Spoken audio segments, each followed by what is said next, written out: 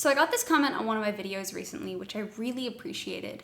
And the comment that that person left asked me to do a video on what to do when you can't write. Things like overcoming writer's block and shame and perfectionism and all the things that can prevent us from writing when we want to be writing. Because let's be honest, guys, social media is a highlight reel. On social media, people talk about exciting announcements and developments, and when you follow a lot of other authors on social media, like I do, often your feed can feel just like you're scrolling through exciting announcement after exciting announcement after announcement of somebody meeting their word count, after announcement of a cover reveal, after announcement of other huge, giant, big, exciting thing that makes you feel insignificant. It just makes you feel like everyone around you constantly is having an amazing day, and when you yourself are not having an amazing day, that can be kind of tough. The truth is, and you already know this, but the version of oneself that somebody posts to social media is not the full picture of who that person is and what that person's life is really like. People don't post as often about the days that they can't write, or the days that they're feeling unmotivated, or the days when their mental illness can get in the way and they can't actually sit down at a computer. People don't talk about the days when they question why they're even doing this, why they're putting themselves through this at all if people are not buying their books, or about the days where they get a really negative review that really gets to them and makes them question everything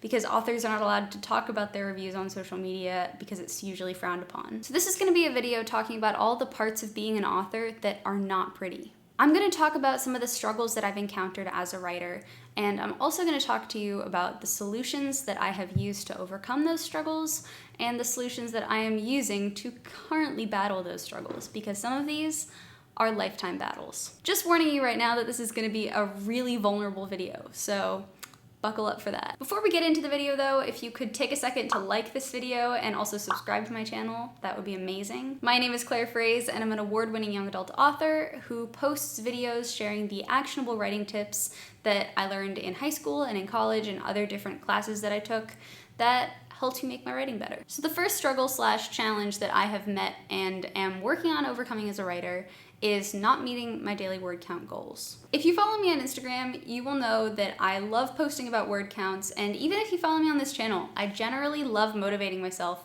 by setting goals for the number of words that I will write each day as I get closer and closer to a large, overwhelming goal like finishing a draft of the book. When I started drafting the sequel to my upcoming book They Stay a couple of months ago, I started posting different updates almost every day, sharing my writing goals and word count goals for the day and whether or not I was able to achieve them. I've since stopped doing that because I realized as I was doing that all I was doing by sharing all of these word counts, especially when I just kept on meeting them if I did meet them, was just share the fact that I'd done that, and I didn't want to make anybody who maybe wasn't able to meet their writing goals one day feel bad because they couldn't meet their writing goals, because on the days that I couldn't personally meet my writing goals, I was not posting about that on social media. Even though I don't love talking about it, there are days where I don't meet my writing goals because things get in the way of that. Either I'm writing a really complicated scene, or I have to research, or something gets in the way and I just can't write that day, or I will be writing and for whatever reason, whatever I'm writing is really slow going and it just makes me want to bang my head against the wall, and I've been at the computer for hours and I can't quite seem to be going as fast as I usually go, and it makes me feel really discouraged and frustrated, and so I don't meet my goal and I don't post about it. There isn't a lot that you can do to overcome the days where you can't meet your writing goals, because you just don't meet your writing goals. So what I do to try to make sure that I am meeting my writing goals in the future is I just try to make it up the next day. When one day isn't working for me and I just end the day discouraged and really frustrated with myself and with my book, I just let it rest. I'm gonna try and meet my goal the next day, whether that means I get up a little bit earlier, whether that means I don't do emails first thing in the morning and I go straight to writing, whether that means I go out for a morning walk and wake myself up before I start writing, whether that means taking a little bit more time on the day that I feel frustrated to map out what I'm gonna do the next day so I go in already with an idea of what I'm gonna write. I make a plan. And sometimes I don't do better the next day either. Sometimes I can just hit a wall and everything is hard to write, and maybe it's just a part of the book that is really not happening for me. But I just try to keep my eyes on the horizon, and every day I try to improve on what I did the last day and just go from there. But I know it can be really frustrating when you see all these people around you meeting their goals and smashing their goals and you can't seem to do the same. So if that is the case, and this is something that happens over a long period of time, maybe you can think about adjusting your goals. If your goal is to write 3,000 words a day and you can't hit your goal consistently every day within a reasonable amount of time, then maybe you can adjust that goal to just be 2,000 words a day. Just be 2,000 words a day, as if 2,000 words a day is not a huge amount of words already. Or something that you can hit comfortably so that you also can change the way that you think about it, so that instead of, oh, I'm not meeting my daily word count goal of 3,000, but I absolutely smashed my daily word count goal of 500, then everything that you write that's over 500 is going to be bonus extra points, so it's going to make you think more positively about the way that you're headed. So yeah, reframing definitely also helps me. The second writing goal that I struggle with a lot is perfectionism and getting overwhelmed by just how much goes into writing a book. When you're writing and problem solving and you realize that there are mistakes in your manuscript or things that you overlooked, and you realize that there are quite a few of those, I can get really, really overwhelmed by seeing that, because I'm like, oh, even though this is the first draft, this is not good. It's going to take me such a long time to edit it. There are just things that I'm going to drop. How am I going to do this? This is terrible. I hate it. Like, it sucks me down this negative thinking spiral that can really kill my productivity. It also really hurts that perfectionistic part of my brain, because I want my drafts to be perfect and I want my books to be perfect with no actual barometer for what perfect means.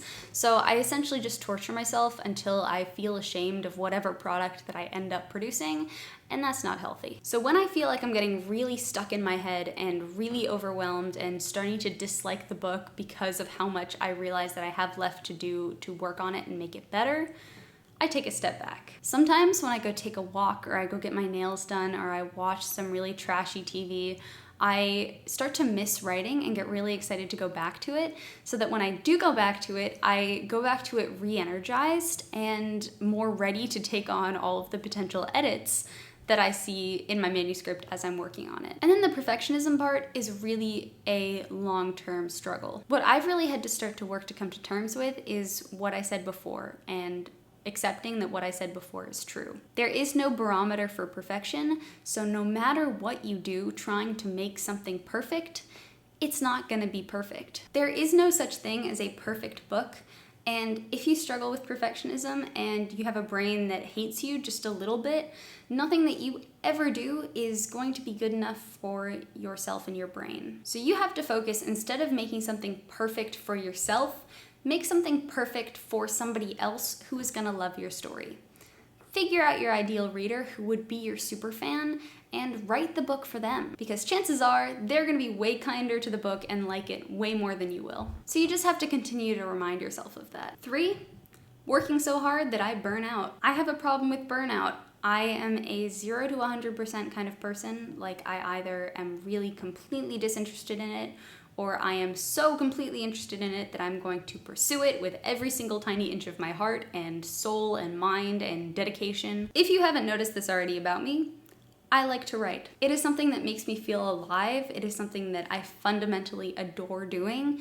And so I have a tendency to write and work on my author business and work on next books and ideas and fleshing things out and emails and all of the stuff that goes into running my author business, and not do anything else. I have this bad habit where I wake up first thing in the morning and I sit down at my computer and I work and I work and I work and I don't stop working until nighttime, until I have to go get food, until I have to go get dinner, until there's something that really, really has to happen, or I have to take care of something. Even when I'm a little bit more in balance and I'm doing some other things with friends, or I'm doing some other things with my animals or with my family and things that I just genuinely enjoy, I don't usually take a lot of time for myself. I don't take a lot of time to do self-care like working out, which is bad, and I really need to be prioritizing that more. And I dedicate all of the time that I have to my work. The problem with this is that you really need to be taking care of yourself in order to be producing good quality writing. You also need to be living your life in order to find things to write about. If you yourself are not fully, completely committed to the stories that you are writing, your audience is not going to be either. And if you are feeling burned out and like you just can't stand to think about this story any more than you already are, then that's going to come through in your writing. So when I feel myself burning out, Again, I take a step back and I take the day. I spend that day being completely, totally selfish. Just doing something for me that makes me really genuinely happy. Something that I can do to take care of myself. I go work out. I cook a really nice meal. I watch some more mindless TV. I crochet something because I love doing that. And then I just write something that I love that isn't connected to my author brand, that isn't connected to my books, just something for me that reminds me how much I love doing this and how alive doing it makes me feel. You have to find a way to strike a balance because if you burn out, it's going to be reflected in your work. I promise. Struggle number 4. Sometimes I just don't enjoy writing. This can be the result of a number of things. Either I can be really burnt out and I can be taking that out on my writing, or I could be writing something that I just don't really like, or I've been feeling really stressed and that feeling can bleed back into my work, or I'm trying to finish a draft and I have a deadline coming up and I'm so focused on my word count and getting the story on the page that I don't take the time to enjoy the process of putting it on the page. So how do I overcome this? I read. Every single time I read, without any exceptions, it always re-inspires me to write. I see these other people telling their stories and imagining things, and having all of that happen in my head makes me think of my own stories and ideas I could possibly include in them, and it just reminds me why I love doing this so much, and I always return to whatever I'm working on with this newfound love and dedication. Because there's a lot of stress and heartache and frustration that goes into writing and creating books. So it's normal that some days you're just not going to enjoy it. And just remember that those days are not every single day. So if you're experiencing a day where you're just not feeling it and you just don't really remember why you started doing this, try to do something that might remind you why you started doing it. 5, when my anxiety or depression gets bad, I really can't write. When it's hard for me, it's not that I don't like writing, it's that I just physically don't know how to get myself to the space where I'm able to be creative, if that makes any sense. Your health and my health and the health of all artists is more important than the physical products that they create. So the way that I overcome this is that I fully focus on taking care of myself. I self-care the crap out of myself, and then when I write things that I genuinely enjoy to help me remind myself why I love writing, to maybe flex those muscles a little bit, because at the end of the day, I also get really depressed when I don't write, so I need to find a sort of balance there. But I get rid of all of the really harsh deadlines and all of the panic-filled, anxiety-filled race to get to the end of a draft, and I just completely take it easy and I'm kind to myself. And then once I start feeling a little better, I will start writing again. The 6th struggle that I have encountered is taking negative reviews extremely personally. This was more a problem for me in high school. I've gotten better at dealing with it since then, but this one is a struggle for me. I have a pretty strong negative voice in my head already, so when somebody else says something negative about my work, my brain will just take that and run with it. Be like, oh my God, I knew it. You're trash. Your book sucks. This is just confirmation of that. And I believe it. So it's taken a lot of internal work and growth for me to learn how to separate negative reviews of my book from my personal worth as a human being. There are no real shortcuts to this. I think you just have to keep reminding yourself of it and keep contextualizing things. And I think slowly over time, it gets a little easier to deal with, although it's always gonna be hard. You've put your heart and soul and time and effort into this thing that you've created. And if somebody else is really, really nasty to you about it, it's always gonna be personal because there's so much of your heart that you've put in this book. That being said, the thing that helped me out the most in this regard was to remind myself that some people hate your favorite book. If you go to the Goodreads page of your favorite book of all time, I guarantee you there will be at least one 1-star review. There doesn't exist one book that everyone in the world loves because everyone is so different and their tastes are so different. Also, you as a person don't like every single person that you come in contact with in your life. I don't like every single person that I come in contact with in my life, so why am I supposed to expect that they are all gonna like me? I'm just not gonna be it for some people, and that is okay. I don't have to be. So yeah, constant reminders of that, and also keeping a confidence journal helps me. Like, I will write down all of the little positive things that people have said about me or my books in a Word document, and whenever I'm feeling down about something or overwhelmed or sad, I will go to that confidence journal and I will read through it, and it will make me feel better. It'll sort of act against that really negative voice in my head trying to convince me that everybody hates me, and it will remind me that some people don't hate me. I promise this is not a pity party. I'm not like trying to make this a weird way to fish for compliments or anything. I'm just trying to be really honest with you about how I feel about things and the struggles that I've been through. 7, missing out on stuff because of writing. As I mentioned before, I have a bit of a bad habit with burnout, and that means that I can work and work and work and work and not make enough time for myself, or also for my friends and for doing things in life that are not writing. And while it's really important to work and you need to put in the hours if you are going to achieve something as hard as writing and building an author business / platform, you also need to make time to live your real life, because you don't want the only thing that you spend your life doing to be writing, because you want to be going out and experiencing things, and you want to also experience things that you can write about. You need to find that, work-life balance. So that's how I work to overcome this, is that I strive towards a better work-life balance. I make time for the things that I love, and I really work hard at protecting that time. But I also don't go too crazy. I give myself time to see people and to do stuff, but I work a lot, and I also work weekends. I don't take weekends off. And I work enough that when an opportunity does come up that I really want to do and that will take time away from my work, that I can go do that and not feel guilty because I've already put in enough time already that week. I really recommend setting hours, and setting hours for work, setting hours for socializing, and trying to make sure that you're doing a set amount of work hours every week with a little bit of wiggle room. Because you need to do the life stuff. It's really important to do the life stuff. And you also have to do the self-care stuff. If you don't work out, that is not good. If you're not taking care of yourself, that is not good. If you're not taking time to cook healthy meals, that is also not good. Sometimes life gets really crazy and some things just need to be traded in to allow me to make writing time.